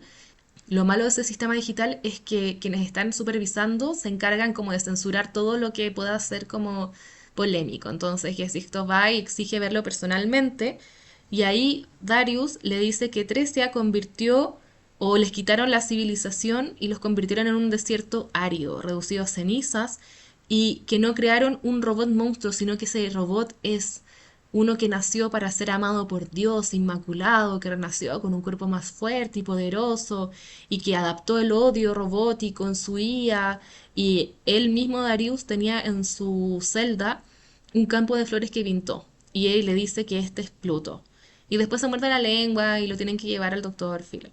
Heavy, ¿o no? Como que el tema de los campos de flores, el tema de que este es un robot al parecer como si fuera un aliado de Dios, quizás como un robot que quisiera hacer justicia de alguna manera. Y bueno, Gesisto ya... Pobre hombre. Epsilon encuentra a Gesisto y le da la memoria de Hércules. Y le dice que durante la pelea habían ondas electromagnéticas relacionadas al odio y a otros sentimientos como tristeza. Se lo transfieren a una imagen y hay un caballero de Persia, porque tiene como esos vestimentas, en medio de un campo de flores. Y ellos asumen que ese entonces es Pluto, ese es Pluto. Así que hasta acá, terminando este capítulo 5, ¿qué llevamos? Pluto es un robot, muy bien, que al parecer tiene distintos cuerpos. Está el Pluto enclenque, pintor de flores, el Pluto monstruo, y hasta aquí, no sé, el doctor Goyi, no sé dónde queda, el chip de Tenma está un poco en el tintero, todavía nos queda Bora, porque claramente este niño traumado que dice Bora no dice Bora por la comisión Bora. Tiene que ser algo más. Pero hasta ahí vamos tratando de entender el misterio. Vamos al capítulo 6. Yesisto viaja a... Ay, no, este capítulo. Estoy triste. No, no puedo. Dios, este es el capítulo más duro para mí. Ya, vamos. Yesisto viaja a Persia. Porque dice lo que... Dice que tiene una corazonada. Algo raro para un robot, pero bueno. Encuentra un robot que vende flores. Un robot niño. Muy importante. Bueno, sí, muy importante. Aquí en Persia, él se reúne con el profesor Abulá. ¿Se acuerdan? Ya, Abulá el que creó a Pluto. Pero Gesisto no sabe que creó a Pluto. En fin. Hablan sobre el ex dictador Darius y su sueño de convertir todo en un campo de flores. Y también Abulá cuenta que no conoce al doctor Goyi, lo cual es raro porque si Abulá es el ministro de Ciencias y el doctor Goyi era el científico que desarrolló el ejército robot, avanzados o no en Persia, debería conocerlo. Pero él le dice que no, que son rumores y que él nunca ha visto al doctor Goyi. Pero sí sabe un rumor que al parecer este doctor, Goyi y Tenma construyeron un robot con una IA avanzada que nunca despertó. O sea, este robot que hablaba Tenma, quien lo mandó a construir fue Goyi. Y al final, Yesisto le muestra la foto del caballero de las flores y Abula dice, no, no lo conozco, no cacho nada. Y el sistema de Yesisto demuestra que Abula está mintiendo. Y eso es una confirmación para que Sixto que Abulá de verdad es humano, porque los robots no mienten, en teoría. ¿Se acuerdan este niño que vendía flores? Ya estaba esperando a que Sixto para que le comprara una flor, y le dice que la foto que él le mostró a Abulá es Sahad, un robot que fue a estudiar botánica a los Países Bajos, y con ese dato que Sixto va a Holanda.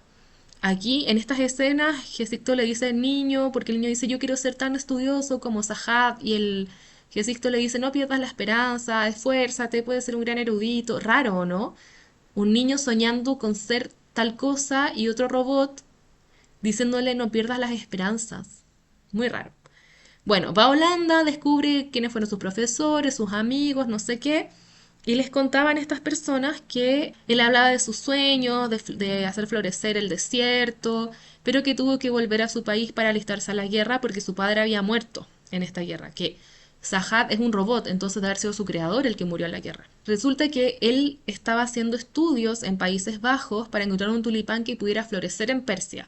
Y después de mucho experimentar, hubo solo un tulipán que no se marchitó, el cual le puso un nombre, Pluto. Chan, chan, chan.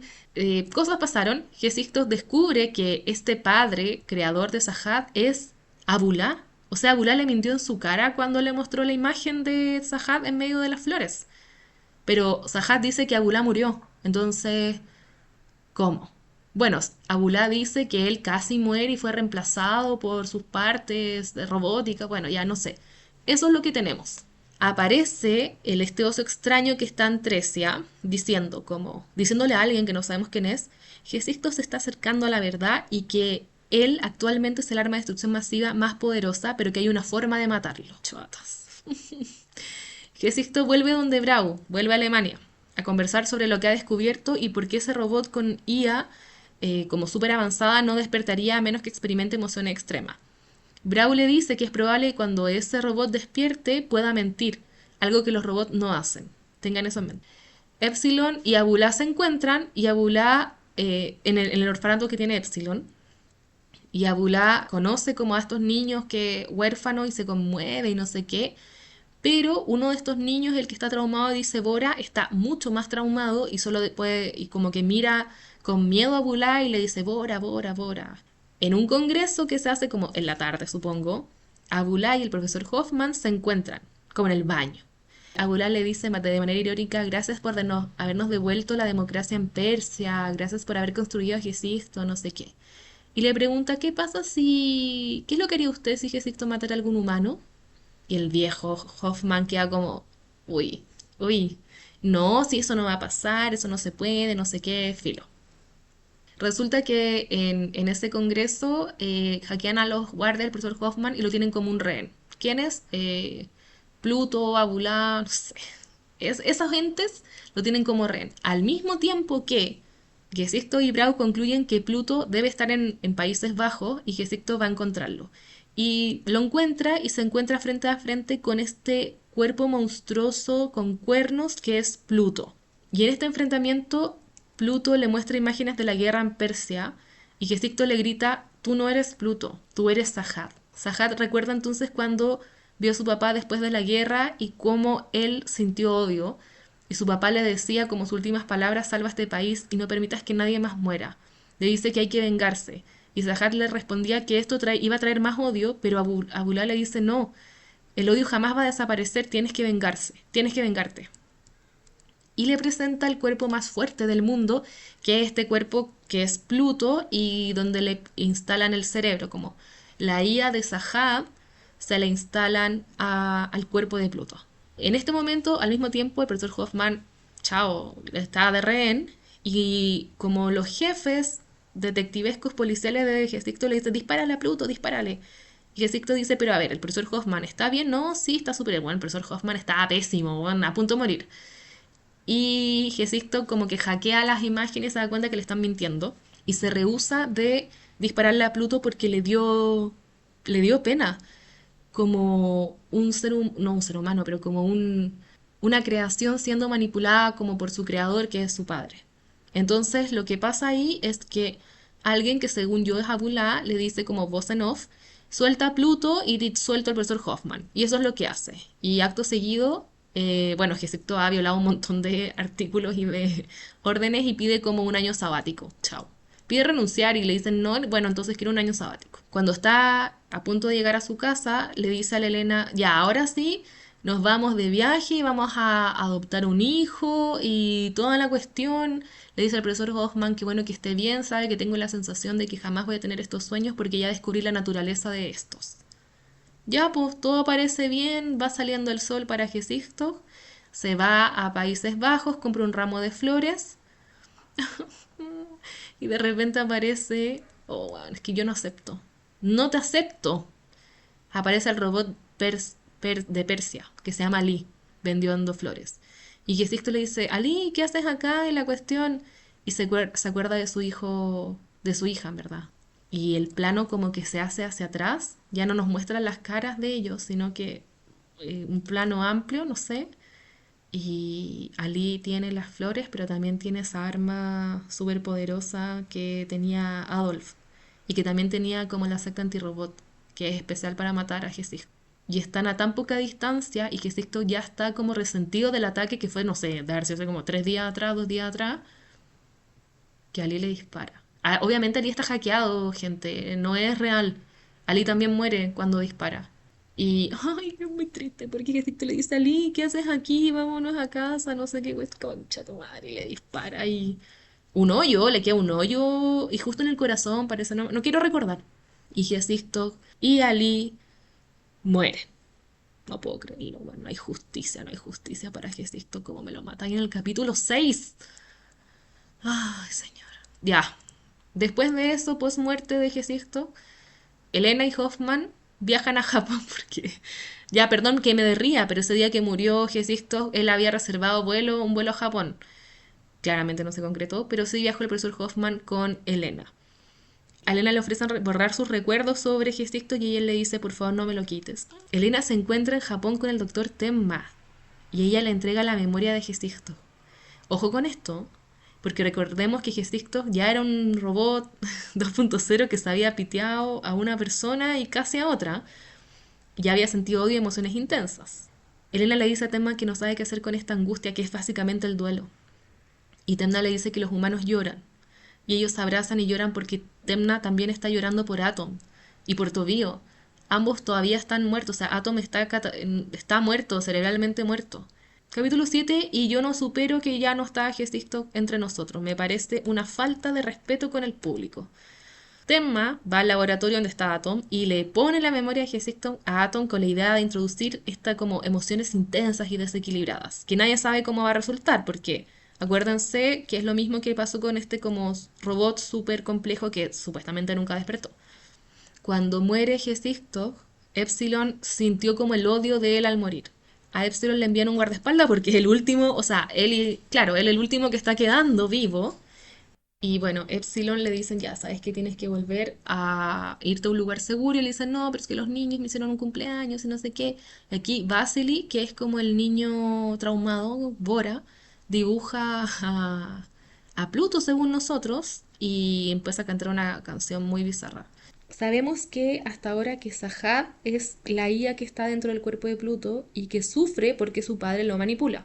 Epsilon se enfrenta a Pluto y no es que triunfe, pero sale vivo, lo cual es más de lo que ha hecho los demás robots. Como que Uran desde lejos, porque Uran está presente en todo, omnipresente, dice, ese niño que llora, que es probablemente Sahat, es como Pinocho, no encuentra su corazón y no quiere ser una marioneta, pero lo controla su odio. A Gepetto también lo controlan, también es una marioneta. O sea, ¿qué onda? ¿El oso controla? ¿Abulais, o sea, Abulai y Sahat son marionetas? ¿Quiénes son marionetas? O sea, ¿quién controla? No sabemos quién controla, solo sabemos quiénes pueden ser las marionetas. Epsilon se va del orfanato, lo van a cuidar, qué sé yo, la, la, la. Y mientras él no está, viene un señor ricachón y le dice a las señoras que cuidan, pésimas, negligentes, que Epsilon, como es robot, no se ve bien que sea cuidador porque mejor que los niños los cuiden humanos. Igual se llevan a Vasily. Y la vieja no se opone. Dice como, ¡ay! Y le ofrecen un buen billete. Es como, ¡ay! Les vamos a pagar muchas lucas porque sé que les falta plata. Y la vieja deja que se lleven a Vasily. Dejan. Vieja negligente. No pide nada, papeles, documentos, nada. Se lo llevan nomás. Cuando Epsilon vuelve, se da cuenta y deja la zorra. Y la vieja decía, es que no teníamos opciones como vieja. Para algo te tenían ahí. En fin. ¿Por qué quieren a Vasily? La cosa es que lo llevan como al lugar, así él va con su nuevo papá, y el papá dice, no me tomes la mano, asqueroso, no sé qué. Entonces al final no era como para tener una nueva familia, lo querían nomás fuera. ¿Por qué? Porque él había visto a Bora. Y aparece el profesor Abulá ahí como de las sombras, en una sala donde también está el cuerpo de Pluto, weón. O sea, imaginen a ese niño años para sacar el trauma. De hecho, se desmaya como de la impresión, onda, estáis viendo el cuerpo monstruoso de Pluto con sus cuernos, no sé qué. Recién te acaban de llevar de tu lugar seguro, nunca te despediste de Epsilon, la vieja te vendió, lo tratan pésimo y se desmayó, se desmayó. Yo también me desmayaría. Ahora, todo eso era para que Ábula, el profesor Ábula lo creó para que atrajeran a Epsilon y así Pluto matara a Epsilon y matara al último de los robots, no sé qué. Ahora, una cosa curiosa es que antes de que Vasily se desmayara, Vasily dice como Bora, Bora, y se descompensa, obviamente. Y Águla, en un ejercicio de educación compasiva, le era pegar un tate quieto. Pero Pluto como que lo defiende al niño. Y Águla dice como, ¿y desde cuándo tú haces esto contra tu creador? Mm. Bueno, llegó Epsilon, llegó el guardaespaldas, salvaron a Vasily, pelean en el cielo Epsilon y Pluto. Pluto lo agarra y le dice, mátame, ayúdame, no sé qué. Y abajo Abulá le decía, mata a Epsilon, filo. Al mismo tiempo, Uran y Tenma en Japón se encuentran y Uran le dice que entiende las emociones y que él está triste y que lejos de ahí hay dos emociones fuertes de tristeza que claramente se refieren a Pluto y a Epsilon. En ese momento aparece la imagen de Epsilon y le dice a Pluto que no lo mató esa vez, la vez anterior, porque recibía de él ondas tristes. Pluto le suplicó que lo derrote y en eso Epsilon ve la mente de Pluto y ve el campo de flores y el cuerpo original de Sahat, que es como el de la foto, que está llorando. Y Epsilon le dice, tenemos que encontrar tu cuerpo y ponerla ahí. Le dice, tienes que parar esto, pero Sahat le contesta que no puede, que ya viene. ¿Quién viene? ¿Cuántos villanos hay? Bueno, esto es de noche, entonces como que Epsilon como tiene energía fotónica, necesita el sol. Entonces el peor momento para luchar es la noche. Está esperando que amanezca. Como que Pluto hace un ataque y Epsilon usa su energía para proteger a Basile y al guardia que están abajo en la Tierra.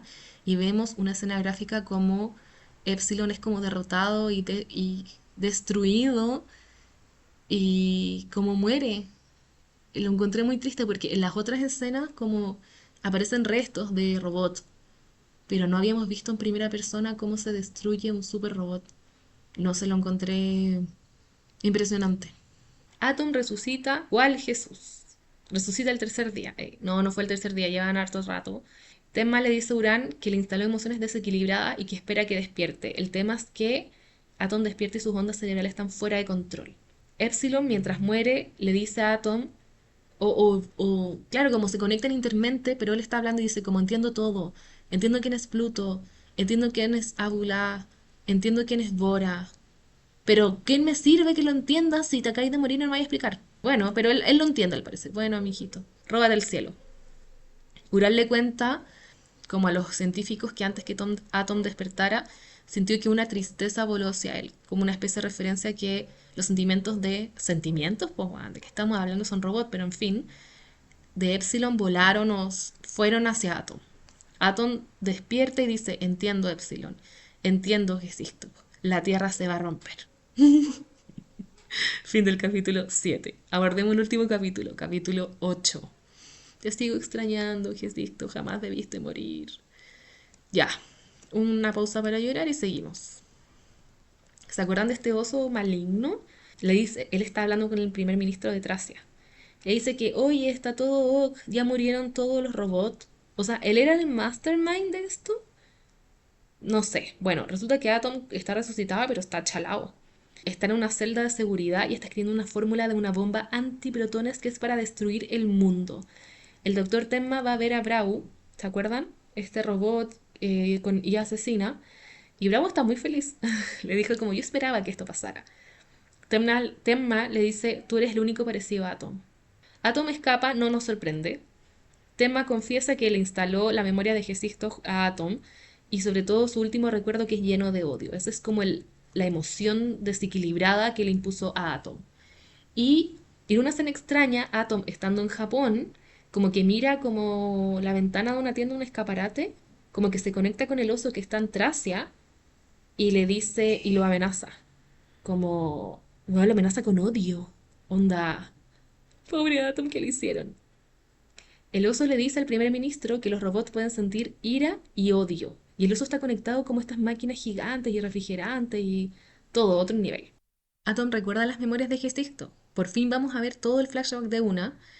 Y nos cuentan que hace 3 años, como en una especie como de redada o lo que sea, Gesisto, ay, por fin apareció, lo extrañaba, rescató a un niño en un basurero y lo reunió con sus papás. Y en ese basurero encontró a un robot destruido que iba a la trituradora, que era un robot niño.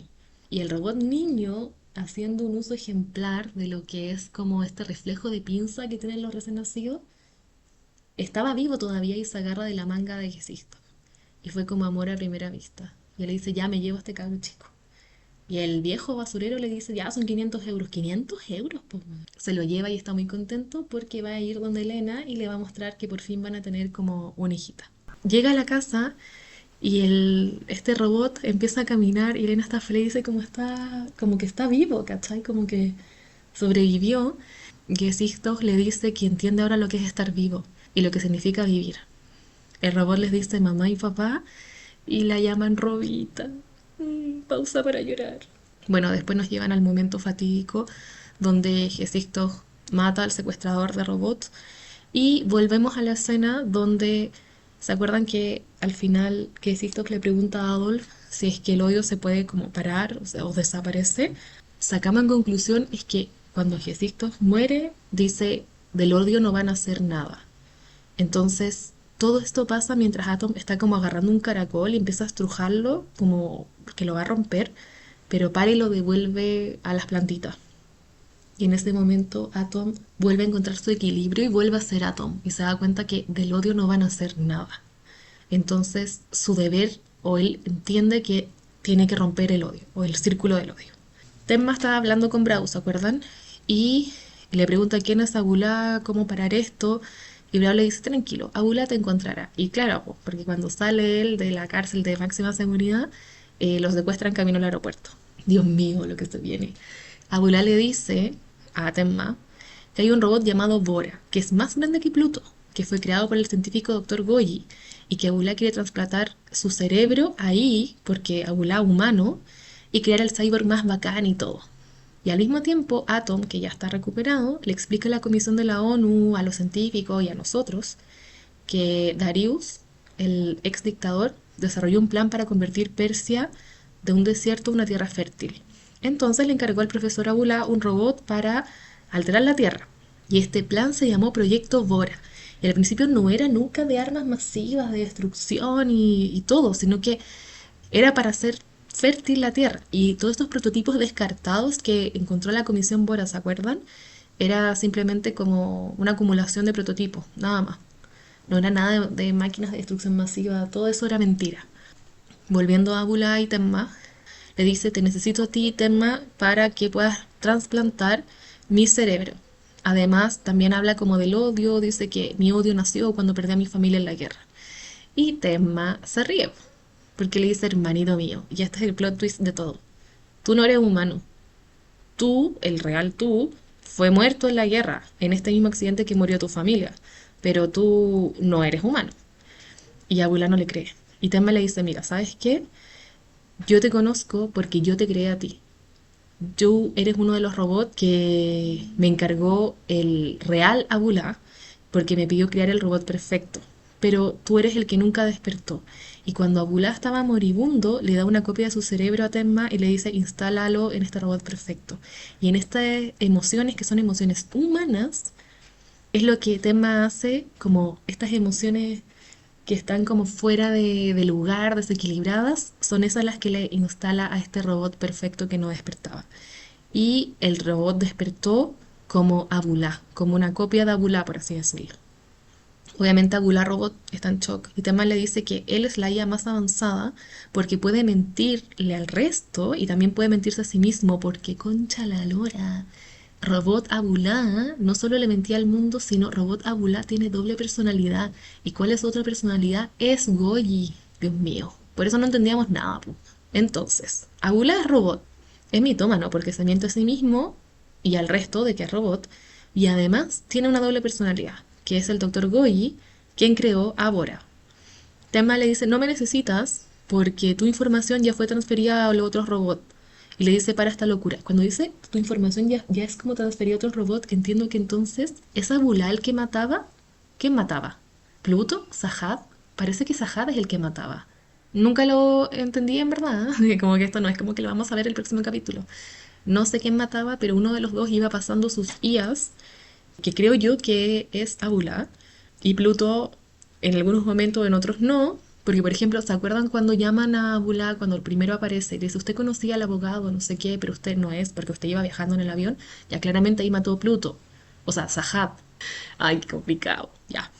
Entonces, hasta ahora tenemos que Abula, humano, creó a Sahab y también creó al cuerpo de Pluto. Tenma creó a Abula robot, y Abula Robot es su doble personalidad es Goyi, quien creó el cuerpo de Bora, que es más grande que el de Blue. Bora es un robot de destrucción masiva, ese sí, y ya está alejado totalmente de su origen de hacer florecer el desierto. Darius le pidió a Bula que elimine a los robots avanzados y a la comisión Bora por todo lo que habían hecho y por eso empezó este tema como de la matanza. Bora, ¿por qué es tan peligroso? Porque él tiene una bomba antiprotones. O sea, ya no nada que hacer florecer. Y además es peligroso porque se encuentra cerca del núcleo de la Tierra. Entonces, todo, mientras él se va moviendo, está causando erupciones volcánicas y terremotos en este mismo momento alrededor del mundo. En ese sentido, como con el peligro, que la gente está en peligro, el mundo, la población, vemos al primer ministro de Tracia que va a hablar con el oso. Y el oso finge demencia. Dice como, ay, sí, la vida va a morir, pero los robots vamos a sobrevivir. Y te regalo porque te voy a regalar el 10% de la humanidad porque soy bonito. Y como que el primer ministro queda como, oye, pero si esto no era el trato. No sabemos cuál era el trato, pero este no era. Atom, que ya está despierto, está sosegado, antes de ir a pelear con Pluto, va a ver a Brau. Y Brau le dice, ¿qué vas a hacer con la fórmula de la bomba? Y Atom le dice, mira, cuando desperté sucumbí al odio y por eso Atom le va a preguntar por el peluche a Brau. Porque Brau ya también cachó el oso. No me preguntéis cómo, pero Brau ahí sabe todo. Lo más importante de la escena es que Brau le pide tocarlo. no sé. Y se da cuenta que Atom tiene corazón, que es lo que nosotros ya sabíamos, porque es con el cuerpo de Todío, pero al parecer la gente no sabía. Después Atom va a ver a Elena, la esposa de Hephaestus, que según yo se la va a jotear, fin. Y aquí es muy lindo en el sentido de que Elena está viviendo un duelo. O sea, los robots están a otro nivel. Y Atom también está a otro nivel, porque recuerden que los robots no pueden mentir. Elena le pregunta si sabe algo de los recuerdos perdidos de Hephaestus y él le dice que no, que esto es sobre Robito. Y él le dice que no, y Elena sabe que él miente, se da cuenta que él miente. Y después Atom se despide, que según yo se despide como de la misma manera que Hephaestus se despedía, como con la manito. Atom va a enfrentar a Pluto y va como con odio, rencor, venganza, todo. Uran se da cuenta y le dice que corte el show, que todavía hay bondad en Pluto que en Sahat, Pluto slash Sahat. Atom mientras va llegando recuerda a sus compañeros como si le hablaran, porque acuérdense que están como todos interconectados, no sé. Y todos le dicen que del odio no nace nada. Entonces Atom llega, ve a Pluto, llora porque sabe que es verdad. Del odio no nace nada. Otra escena, el peluche diabólico le dice al primer ministro que lo va a salvar de como este desastre, pero que él va a ser su esclavo para siempre. Muajajaja, ya. Volviendo a Atom y a Pluto, Pluto llora sin entender por qué. No pelean, llega la noche y ambos están como de pana mirando las estrellas, porque Atom está esperando que llegue Bora, Bora la bomba antiprotones, que ese es el que hay que detener. El profesor Ochanomizu y el doctor Tenma tienen una discusión. Tenma le dice como ya fue hermanito, ya vamos a morirnos todos, la Tierra está condenada para ahí. Y el profesor Ochanomizu le dice que los humanos siempre guardan esperanza y también lo hace Atom. Entonces el profesor, como en una cuestión suicida, le dice a la gente como diríjanme al lugar de pelea de Atom, que es como en la cima de un volcán que claramente va a estallar cuando llegue Bora, pero filo, el viejo va porque confía en Atom. Llega Bora. Atom tiene que desactivar la bomba porque al final la fórmula no era como para hacer explotar el mundo, sino que era para ver cómo desactivaba la bomba. Y en eso se escucha, él sabe que su cuerpo no resiste esa cantidad de calor, pero aparece Pluto y lo ayuda y lo protege con su cuerpo. Pluto, Slat, Sahat le dice, no voy a volver a ser nunca Sahat, y que su sueño era hacer florecer el desierto. Le pide que le diga a Uran que fue feliz pintando con ella y se sacrifica. Expulsa a Atom hacia la superficie y como Atom le había compartido la fórmula de la bomba, él la puede desactivar. Y ahí se forma un efecto que le llaman efecto Peltier, donde bajó la temperatura y se ve como si estuviera todo florecido con auroras boreales. Hermoso. Y después odiamos porque hay un plano donde aparece el peluche y dice como, buh, fracasé, pero puedo pensar en otro plan. Bueno, lo odiamos. Dejó la pura cagada. Como que nos dan a entender que finalmente estos rumores que aparecieron de los robots de destrucción masiva en Persia, bla, bla, bla, todo partió del oso manipulando al primer ministro de Tracia. Porque el oso lo único que quiere es ver el mundo arder. Y le da lo mismo porque los robots van a sobrevivir, entonces le da lo mismo. La humanidad es nada. Es como otra forma de evolución de la IA. No sé. Bueno, veamos. Resulta que en esa escena llega Brau. ¿Cómo salió Brau de ahí? No sé, llegó arrastrándose. Trata de matar al primer ministro, pero la calidad de su cuerpo lo conmueve. Y el peluche le dice como, ¡oye, bienvenido, Brau! Podemos empezar a crear un nuevo mundo. Y Brau dice, a ver, no voy a matar al viejo, pero voy a matar al peluche. Y el oso le dice como, estoy decepcionado de ti porque pensé que habías ascendido al mundo de los dioses como yo. Filo, muere el oso. Como el lugar del suceso, donde Pluto se sacrifica y detienen a Bora, el profesor Ochanomizu se baja como del helicóptero y como que abraza a Atom y Atom le dice, profesor, ¿algún día desaparecerá el odio? El profesor le dice, hay que creer que sí. Fin. Chan, chan, chan. Está bueno, ¿no? A mí me encanta Pluto. Vale mucho la pena ver cómo está editado, el montaje de las escenas. A mí, 10 de 10. Me gusta el tema, todo el tema de como el ciclo del odio, como el odio como catalizador de una historia de robots, que en teoría no deberían sentir nada, porque son robots, pero también es difícil este tema de que sus creadores no le pasan algunas emociones, los fallos. Siento que a veces, por ejemplo, esa historia de Persia, de hacer florecer el desierto, hacerlo fértil, es lo que típico que uno dice como, bueno, el camino al infierno está lleno de buenas intenciones. Todo partió con Darius tratando de buscar la forma de hacer florecer su árido país, y tiene razón, terminó en ceniza. Él terminó encarcelado, Abulá terminó lleno de odio, y ese odio lo traspasó a Abulá Robot, quien después manipuló a Sahat, que era como su hijo. Y es muy interesante también como cada IA de los robots avanzados trató de convivir en comunidad o convivir en paz, o quizás no en paz, pero tratar de convivir con este sentimiento que era nuevo para ellos, que era el odio, porque acuérdense que la gran mayoría lo conoció en la guerra. Algunos lo conocieron en la guerra, otros lo conocieron y lo entendieron en la guerra, y otros lo entendieron años después.